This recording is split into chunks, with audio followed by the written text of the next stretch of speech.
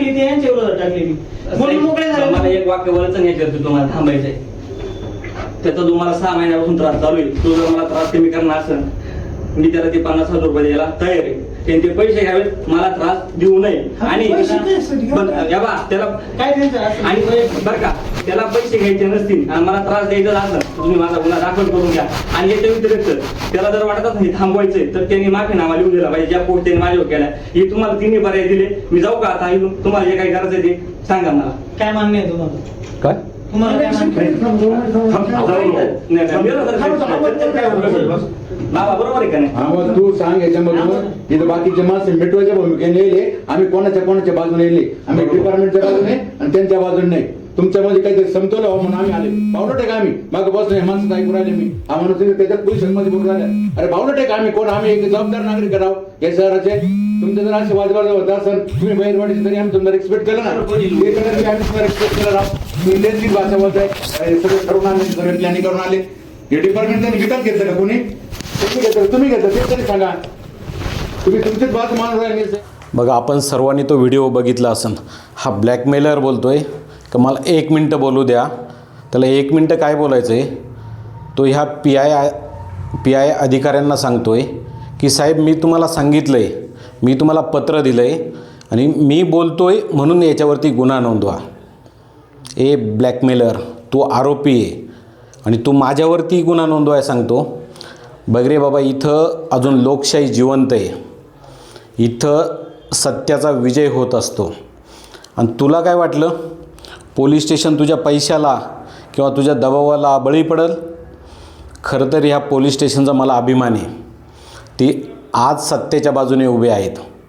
तुला जशाच तसं उत्तर देतो. आणि काय तुझी बायको घेऊन माझ्या घरी येतो किती वाजता? 11:15 वाजता. कशासाठी? मी काय करतो हे माझ्या घरच्यांना सांगायला. तुझी बायको बोलती का मी काय करतो हे माझ्या घरच्यांना सांगायला. अरे बाबा, तू तुझ्या बायकोला हे जर सांगितलं असतं किंवा तुझ्या बायकोने हे तुला विचारायला पाहिजे होतं का आपली परिस्थिती नसताना आपण या 28-30 लाखाच्या गाडीत कुठून बसतोय? हा पैसा आला कुठून? ही बुलट आली कुठून? हा बंगला आला कुठून? हे कधीतरी तुझ्या बायकोने तुला विचारलं का? किंवा तू तिला सांगितलं का? तिनं जर तुला आजपर्यंत कधी विचारलं असतं आपण काय होतो आणि आज काय झालो आहे, एवढा पैसा आला कुठून, तर आज याच्या त्याच्या घरी जाऊन गप्प बसा, व्हिडिओ देऊ नका असं बोलायची वेळ आली नसती. तुला सांगतो माझ्याकडं आज 3,52,00,000 रुपयाची यादी आहे. तू ज्यांच्याकडून पैसे घेतले ती सर्व यादी 3,52,00,000 रुपयाची. अरे तुझ्या अपेक्षा किती रे? 2 लाख, 4 लाख, 5 लाख, 10 लाख आणायचे कुठून हे पैसे? तू ठेकेदारांना त्रास दिला, व्यापाऱ्यांना त्रास दिला, शेतकऱ्यांना त्रास दिला. एवढा पैसा आणायचा कुठून?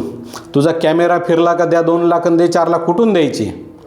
खरं तर मी अकोले तालुक्यातल्या जनतेला आव्हान करतो, याचा कॅमेरा यांनी जर फिरून ब्लॅकमेलिंग करून पैसे कमवत असेल, जे आले त्यांचं स्वागत आहे, अभिनंदन आहे. याला घाबरून जमणार नाही. याला जोपर्यंत जशाच तसं उत्तर देत नाही तोपर्यंत हा गैरफायदा घेणार. आणि हा याला त्याला धमक्या देतो, मी तुझं बाहेर काढन, मी तुझं बाहेर काढन, तुमचं माझ्याकडं असं आहे, तुमचं माझ्याकडे तसं आहे. अरे बाबा, तुला काय बाहेर काढायचं ना ते एकदाच बाहेर काढून टाक. 10 वेळा तेच याला त्याला सांगू नको. आणि तू काय बोलतो रे?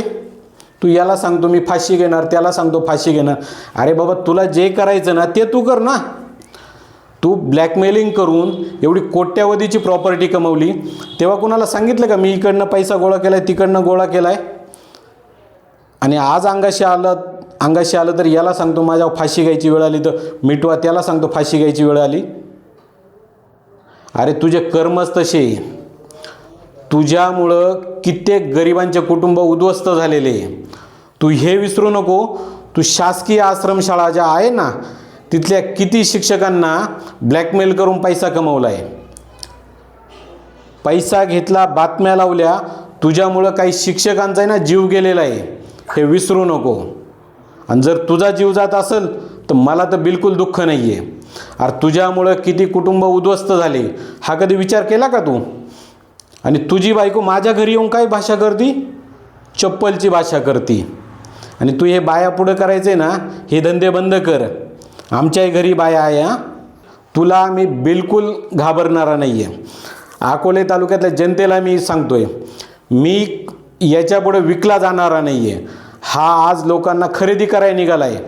मी तुला 2 लाख देतो, हे प्रकरण मिटवा. मी तुला 50,000 देतो, हे प्रकरण थांबवा. यांनी त्या गरिबांचे पैसे द्यावा. त्यांचा तळतळाट का घेतो रे तू? त्या गरिबांचे पैसे देऊन टाक, तुला सुट्टी. सगळ्या व्हिडिओ डिलीट करतो. नाही तर तुझे जे 35 का 36 व्हिडिओ आहे ना माझ्याकडं, त्या सगळ्या वाजवणार. मी 2 दिवस थांबलो होतो. त्याचं कारण असं होतं की तालुक्यातले बरेच माझे मित्रपरिवार आहे किंवा नेते मंडळी, त्यांचं म्हणणं होतं सुनील कुठंतरी थांबायला पाहिजे. तर मी 2 दिवस थांबायचा प्रयत्न केला. मी थांबलो तर तू काय बोलतो? मी घाबरलो. अरे बाबा, गुन्हेगार तू ये, आरोपी तू ये. मी का घाबरायचं? तुझ्यावरती किती गुन्हे आहे माहिती आहे का? तुला सुट्टी नाही. अकोल्यातल्या जनतेला आव्हान आहे माझं, समोर या. हीच ती वेळ आहे. याला धडा हा शिकवावाच लागन. अरे तू बदनाम केलं रे ह्या पत्रकारितेला, बदनाम केलं. अरे यापूर्वी ह्या तालुक्यात किती चांगले पत्रकार होते, त्यांची कधी का प्रॉपर्टी वाढली नाही? तुझी एवढी कुठून प्रॉपर्टी वाढली? हां, बघ आजही ह्या तालुक्यात एका घरात 2-2, 3-3 इंजिनियर आहे किंवा डॉक्टर आहे, त्यांची प्रॉपर्टी वाढली नाही. आणि तुझी 5-7 वर्षात एवढी प्रॉपर्टी आली कुठून? कोणती तुपाची फॅक्टरी? तुझी तुपाची फॅक्टरी ही आम्हाला माहिती आहे. कुणाच्या घरी तू सूप घेऊन जात होता, कुणाच्या घरी चिकन घेऊन जात होता, सगळ्या गोष्टी आहे.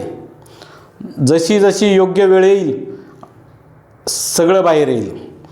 अरे हे तू कशाच्या जीवावरती? पैशाच्या जीवावरती. अरे बाबा, पैसे तेवढे कष्ट करून कमवले असते ना, तुला हे चाळे सुचले नसते. पण हा सगळा ब्लॅकमेलिंगचा पैसा कमवला ना, त्यामुळं हा तुझा नंगानाच चालू आहे. या सगळ्याचे उत्तरं तुला मिळतील. तू स्वतःला नक्की समजतो काय रे? तुला 40 लाख पाहिजे, 30 लाख पाहिजे, निवडणुकीचं पॅकेज आहे कोण तू? हे किती दिवस तुझं तालुक्याने सहन करायचं? मी तुझं हे वाचलं होतं, मी कसा घडलो, त्याच्यात तू लिहिलेलं आहे का? मी जेव्हा पिचडांच्या विरोधात भूमिका घेतली होती तेव्हा पिचडांनी काहीतरी तुला बाहेर पाठवलं होतं तालुक्यातून. तू मधुकर पिचड मंत्री असताना त्यांनाही त्रास दिला. तू या तालुक्यात सोडलं कोणाला? पिचडांना त्रास दिला, भांगरेंना सोडलं नाही, लामटेंना सोडलं नाही. गायकरांचं काय केलं हे तालुक्याला माहिती आहे किंवा ठेकेदारांचं तर माहिती आहे.